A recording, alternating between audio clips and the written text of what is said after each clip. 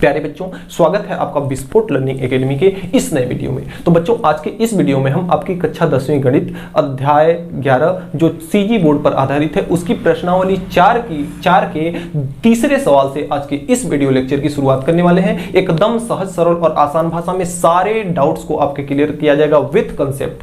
तो आइए बिना देर किए वीडियो को का जो तीसरा सवाल है वह कह रहा है कि चित्र में यदि आई भी 36 मीटर दिया हो, आई भी यानी ये वाली दूरी कितनी दी हो, 36 मीटर दी हो, ये वाली दूरी दी है 36 मीटर, और क्या कह रहा है कि भी ई बराबर दिया है, भी ई यानी ये वाली दूरी है 20 मीटर और ई भी दिया है 15 मीटर। तो आपको क्या ज्ञात करना है? तो आपको नदी की चौड़ाई आर आई इसका मान ज्ञात करना है। अब देखिए यहाँ पे हमारा कुछ दो प्रकार का त्रिभुज बन रहा है, एक आपका है आर आई भी, दूसरा है आपका भी ई बी। अगर इन दोनों त्रिभुजों को मैं अलग से अगर ड्रा करूं, इन दोनों त्रिभुजों को अगर मैं अलग से ड्रा करूं तो ये वाला जो त्रिभुज है वह कुछ इस प्रकार से बनेगा, इस प्रकार से। ये आपका है R और ये आपका है I और ये आपका है V। इस त्रिभुज को मैं खड़ा कर दूं, इस प्रकार से उठा दूं तो ये वाली भुजा नीचे आ जाएगी जो कि क्या है, VE है, और B कहां चला जाएगा, ऊपर चला जाएगा जो कि इस प्रकार से होगा और इस प्रकार से।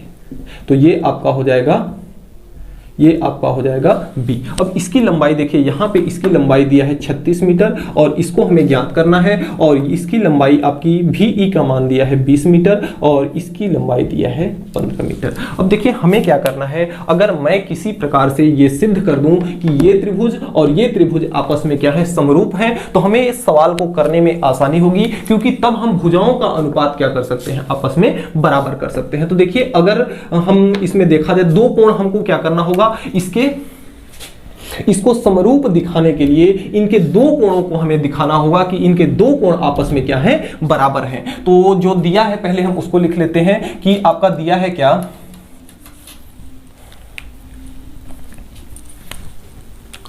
तो यहां से अगर देखिए कि दो रेखाएं क्या हैं, दो रेखाएं समांतर जा रही हों। गणित का सिद्धांत होता है कि अगर दो रेखाएं क्या हो रही हों, समांतर जा रही हों, और एक तिर्यक रेखा उसको क्या कर रही हो, प्रतिच्छेद कर रही हो, तो ये कोण और ये कोण आपस में बराबर, और ये कोण आपस में क्या होते हैं, बराबर होते हैं। कुछ कंडीशन इसमें भी उसी प्रकार से है। एक रेखा इधर जा रही है, एक रेखा, ये दोनों रेखाएं समांतर हैं, तिर्यक रेखा क्या कर रही है, प्रतिच्छेद कर रही है, तो जो इस कोण का मान होगा वही मान इस कोण का होगा, यानी ये कोण और ये कोण आपस में बराबर होंगे। यानी हम कह सकते हैं कोण कौन सा है, आई आर भी, कोण आई आर और भी बराबर है, कोण आई आर भी बराबर है किसके, कोण बी भी ई के, कोण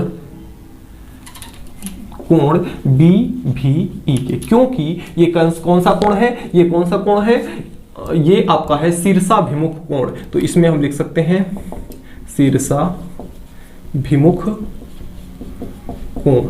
शीर्षाभिमुख कोण से ये कोण और ये कोण आपस में बराबर होंगे, क्योंकि ये दो रेखाएं समांतर जा रही हैं, एक तिर्यक प्रतिच्छेद कर रही है, तो ये दोनों क्या है, शीर्षाभिमुख कोण है। अब यहां पे देखिए कोण ई बराबर कितना दिया है, 90 अंश, और कोण आई भी कितना है, 90 अंश का, क्योंकि कोण आई एकदम सीधा सीधा है, इस पर कैसा है, लंबवत है। तो हम यहां से लिखेंगे कि कोण बी ई भी बराबर है किसके, कोण आर आई भी के। तो कोण आर आई भी के बराबर है, क्योंकि यह क्या है, लंबवत है, लंबवत रेखा है। और लंबवत रेखा, कोई भी लंबवत रेखा अगर सीधा सीधा मैं लंब डाल दूं किसी भी रेखा पर, तो वह कितने अंश का कोण बनाता है, 90 डिग्री का कोण बनाता है। तो इन दोनों त्रिभुजों में हम देख रहे हैं कि दो कोण आपस में क्या है, बराबर हैं। इन दोनों त्रिभुजों में दो कोण आपस में बराबर हैं। तो अगर दो कोण आपस में बराबर हैं तो हम ये कह सकते हैं कि जो त्रिभुज आपका है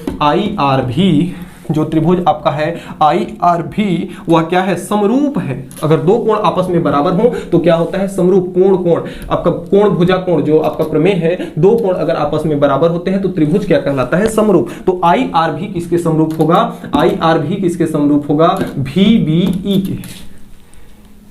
ये कौन सा है, ई है, तो भी बी ई के, तो त्रिभुज भी बी ई के। और हम जानते हैं कि यदि स्टेटमेंट इसका लिखते हैं,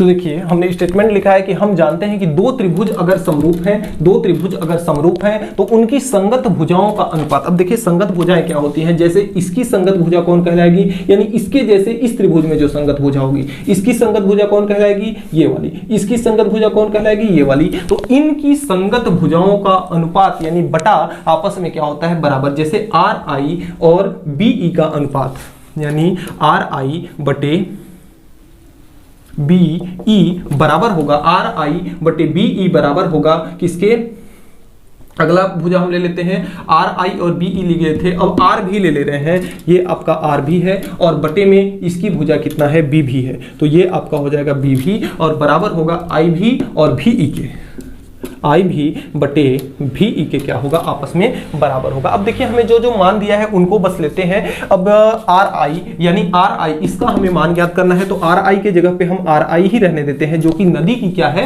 चौड़ाई है। तो आर आई बटे बी ई कौन है, बी ई, इसका मान कितना दिया है 15, तो यहां पे हम ले रहे हैं 15। आर भी कौन है, आर भी, इन दोनों का मान पता नहीं है तो इनको हम लेंगे नहीं, इनको बीच में छोड़ देते हैं। आई भी का मान कितना है 36 है, तो ये आपका हो जाएगा 36 बटे भी का मान कितना है 20, तो ये आपका हो जाएगा बटे में 20। अब 15 को इधर लाते हैं तो आपका यहाँ क्या कितना बचेगा, r इंटू आई जो नदी की चौड़ाई है, और ये आपका है 36 बटे 20। 15 भाग में है, इस साइड में आएगा तो किस में हो जाएगा, गुणा में। अब 5 से इसको काटा जाएगा तो 5 चौक 20, 5 तिहाई 15, 4 से 36 को काटा जाएगा तो 9 चौक कितना हो जाएगा 36। तो यहाँ से आपका जो आर आई का मान निकल के आया 9 इंटू 3, 9 तिया 27, और ये सारे के सारे मीटर में हैं, तो यह भी किस में हो जाएगा, मीटर में। यानी नदी की चौड़ाई जो है कितने की मीटर की है, 27 मीटर की है। तो देखिए सारा कुछ सीक्वेंस में था। इन दोनों त्रिभुजों को सबसे पहले मैंने सिद्ध किया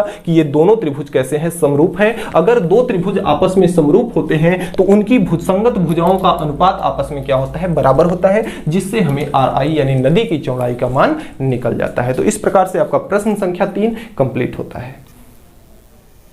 देखिए आपका प्रश्न संख्या 4 अगले क्रम में जो है वह कह रहा है कि यदि दो समरूप त्रिभुजों का क्षेत्रफल बराबर हो, यदि दो समरूप त्रिभुजों के क्षेत्रफल बराबर हो तो सिद्ध कीजिए कि वे त्रिभुज क्या है, सर्वांगसम है। देखिए समरूप और सर्वांगसम में अंतर है। समरूप कौन होते हैं, जिनका आकार एक ही है, जिनका आकार एक जैसा है, वह क्या कहलाएंगे, समरूप कहलाएंगे। लेकिन अगर सर्वांगसम की हम बात करें तो अगर ये त्रिभुज है तो एक ऐसा त्रिभुज चाहिए जो कि इसको पूरा पूरा ढक दे, इससे ना तो बड़ा हो ना तो छोटा हो, यानी एक ही साइज का हो, वह क्या कहलाएगा, आपका सर्वांगसम त्रिभुज कहलाएगा। तो देखिए हमें जो ज्ञात है वह क्या ज्ञात है कि दो त्रिभुज जो हैं ये क्या है, समरूप है।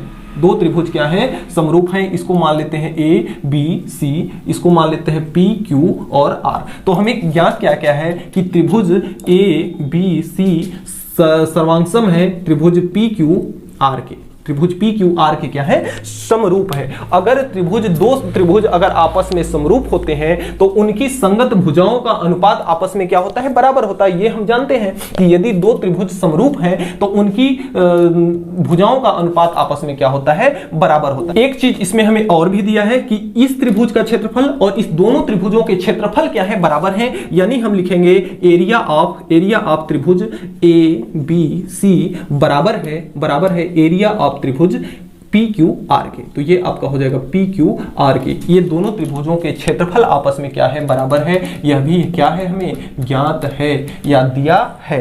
तो ये चीज हमें दिया है। अब देखिए हम जानते हैं जो प्रमेय नंबर हम 7वां पढ़े थे कि यदि दो त्रिभुज समरूप हैं तो उनके त्रिभुज के, इसका स्टेटमेंट सबसे पहले हम लिख लेते हैं, फिर उसके बाद समझते हैं।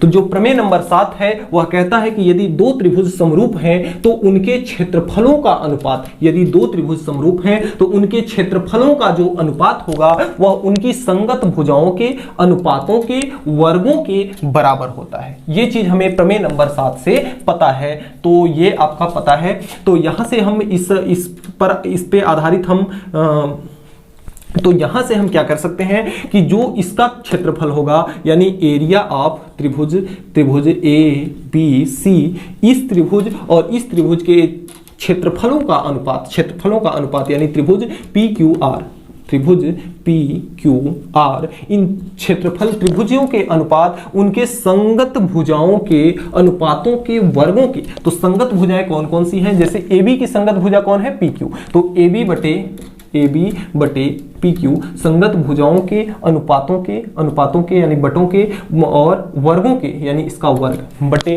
बराबर इसकी संगत भुजा कौन है? BC की संगत भुजा कौन है? PR है। तो ये आपका हो जाएगा BC बटे PR इसका वर्ग बराबर इसकी संगत AC की संगत भुजा कौन है? AC बटे इसकी संगत भुजा है QR, तो बटे हो जाएगा ये आपका QR इसका वर्ग। आपस में क्या होंगे? ये चारों आपस में क्या होंगे? बराबर। एक चीज और है कि जो हम इसको ये जो दिया है इसको मान लेते हैं समीकरण नंबर 1। तो यहां लिखेंगे समीकरण 1 से। समीकरण 1 से हमें क्या पता है कि हम त्रिभुज एरिया ऑफ त्रिभुज ABC को एरिया ऑफ त्रिभुज PQR लिख सकते हैं, क्योंकि ये दोनों आपस में क्या है? बराबर हैं। तो यहां से हम ये लिख सकते हैं कि एरिया ऑफ त्रिभुज ABC बटे एरिया ऑफ त्रिभुज, चूंकि ये दोनों आपस में बराबर है तो इसके जगह पे हम इसको लिख सकते हैं। तो इसके जगह पे यानी इसके जगह पे हम इसको लिखते हैं। तो आपका त्रिभुज एरिया ऑफ त्रिभुज ABC, त्रिभुज ABC।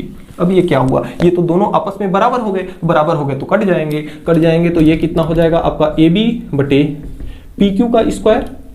फिलहाल मैं इन सबको छोड़ देता हूं। ये किसके बराबर हो गया?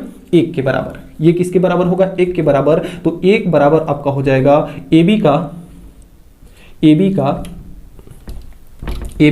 बटे PQ का स्क्वायर इधर भेजेंगे, रूट हो जाएगा। रूट का 1 पर कोई प्रभाव नहीं पड़ता, तो यानी कि ये हो जाएगा आपका यहां से ये हो जाएगा AB, तिर्यक गुणा करेंगे बटे 1 लेके PQ का गुणा इसके साथ होगा और AB का गुणा इसके साथ होगा। तो AB बराबर यहां से कितना आ जाएगा?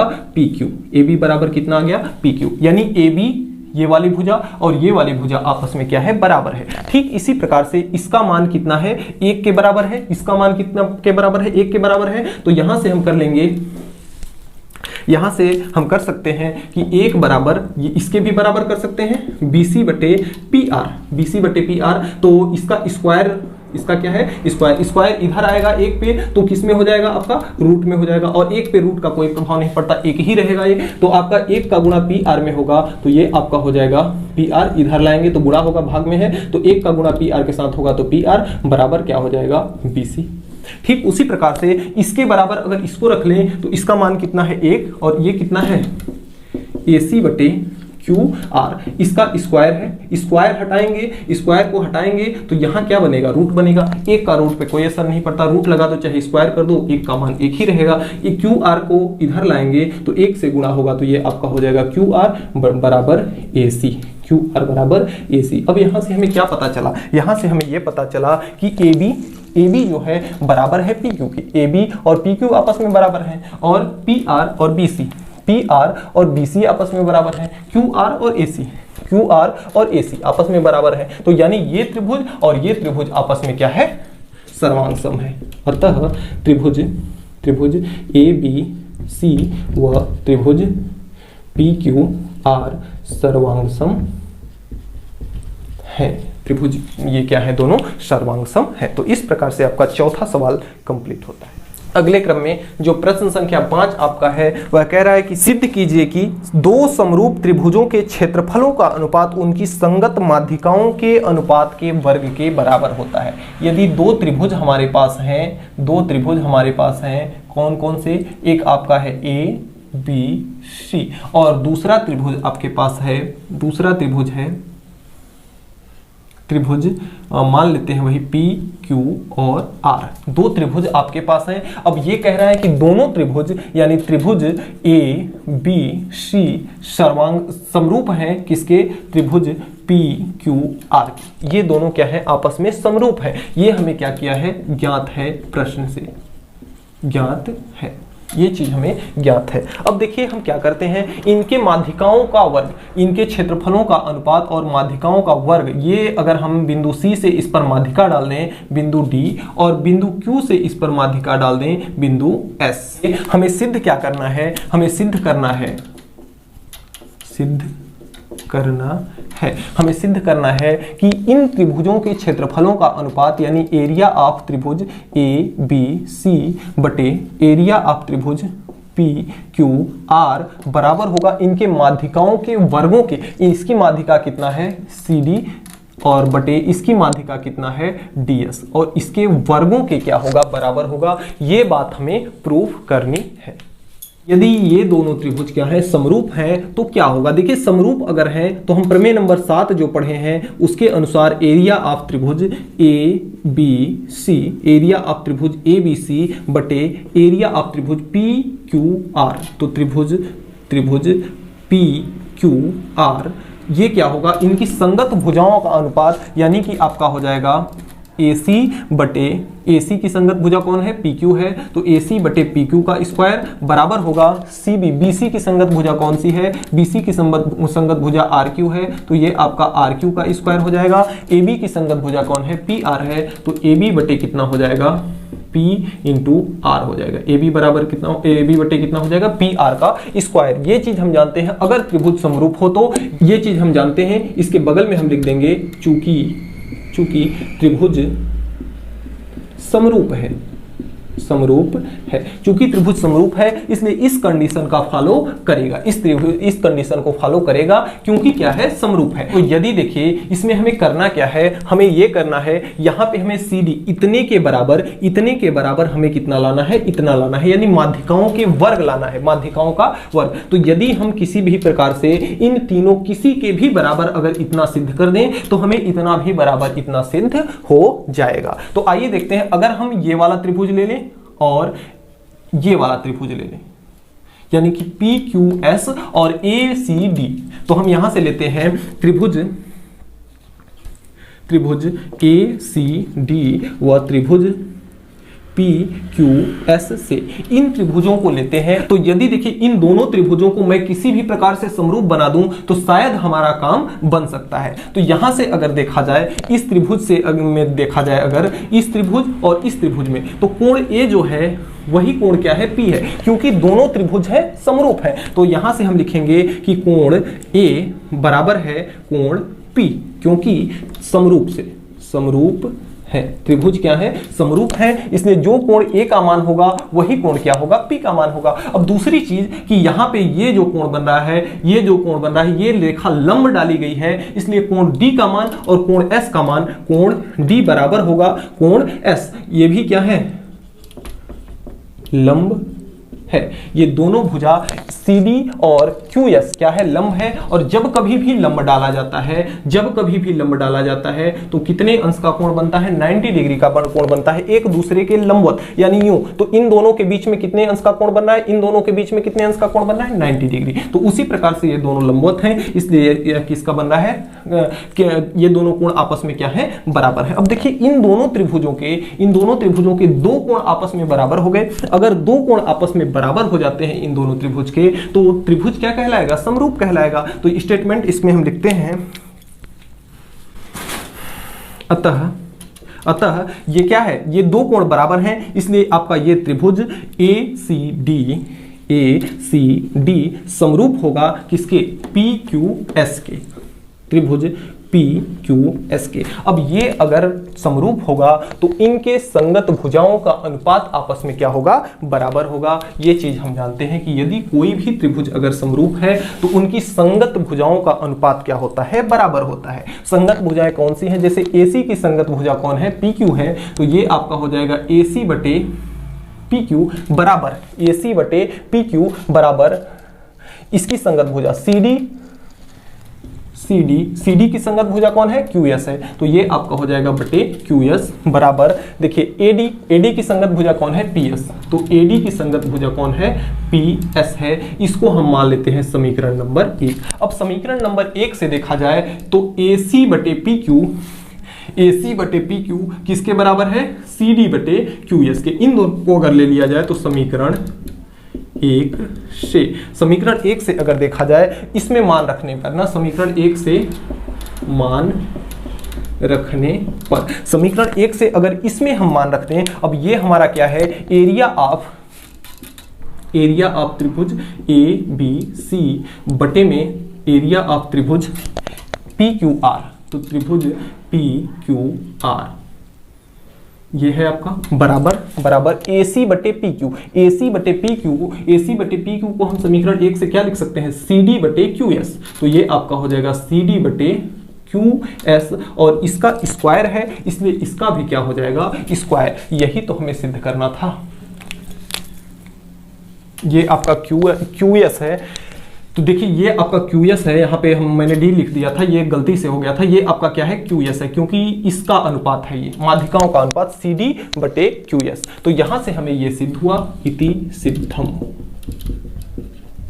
देखिए इसमें सब कुछ सीक्वेंस से चला कि सबसे पहले ये दोनों त्रिभुज हमें दिया था कि समरूप है। अगर दिया है कि त्रिभुज समरूप है, तो त्रिभुज अगर समरूप होगा तो प्रमेय नंबर 7 ये कहती है कि त्रिभुज समरूप है तो उनके एरिया का, उनके क्षेत्रफलों का अनुपात उनके संगत भुजाओं के वर्ग के अनुपात के बराबर होता है। तो इसको मैंने लिया। अब देखिए हमें माध्यिका के प्रति ज्ञात करना था, तो मैंने क्या किया, इस पर C से D माध्यिका डाला और Q से S PR पर माध्यिका डाला। अब इसमें से देखिए अगर हम एक इस त्रिभुज को ले लिए और इस त्रिभुज को, दो त्रिभुज, ये छोटा वाला त्रिभुज ACD और PQS, इन दोनों त्रिभुजों को ले लिया। इस त्रिभुज में हमें अगर हम ये बता दें कि ये दोनों त्रिभुज क्या हैं, समरूप हैं, ये चीज अगर हम बता दें कि ये त्रिभुज और ये त्रिभुज दोनों समरूप हैं, तो हम ये सिद्ध कर सकते हैं, क्योंकि हमें AC इन तीनों के जगह पर हमें एक भुजा ये लानी है कि इनकी माध्यिका का वर्ग जो है, तो इसके जगह पर लाने के लिए मैंने सबसे पहले इन दोनों त्रिभुजों को क्या दिखाया कि ये दोनों त्रिभुज समरूप है। तो अगर इनके दो कोण आपस में बराबर हो गए तो ये त्रिभुज क्या है, समरूप है। अगर त्रिभुज समरूप है तो यहां से हम लिखेंगे, ये स्टेटमेंट मैंने लिखा है कि त्रिभुज ये समरूप है, अतः ये क्या होगा, इनकी संगत भुजाओं का अनुपात क्या होगा, बराबर होगा। अब संगत भुजाओं का अनुपात बराबर है तो इन दोनों को अगर हम देखें तो यहां से AC के जगह पे क्या है, PQ। AC बटे PQ किसके बराबर है, CD बटे QS के। तो इस AC बटे PQ के जगह पे CD बटे QS रख दिए। इसका स्क्वायर था तो इसका भी क्या हो गया, स्क्वायर। और यही तो हमें सिद्ध करना था, जो कि हमें सिद्ध हुआ, इति सिद्धम। तो इस तरह से आपका 5वां सवाल कंप्लीट होता है। तो डियर स्टूडेंट्स, आज के वीडियो में इतना ही। हमें उम्मीद है कि आज हमने जो भी पढ़ा आपको अच्छे से समझ में आया होगा। फिर भी किसी भी प्रकार का अगर कोई डाउट है तो आप नीचे कमेंट बॉक्स में कमेंट करके हमें जरूर बताएंगे, आपकी प्रॉब्लम को सॉल्व किया जाए।